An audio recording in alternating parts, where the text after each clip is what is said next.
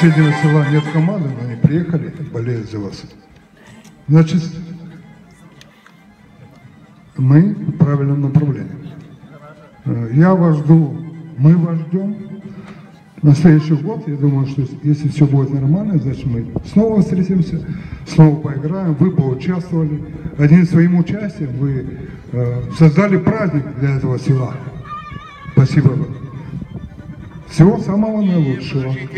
Мы турнир делаем традиционным или нет? Традиционный. Турнир у нас традиционный. Пока я, значит у нас будет традиционный. Второй день Пасхи, это наш. Дмитрий Дмитриевич мне казва,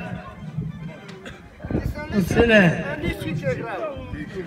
ти да те няма и той да не играе.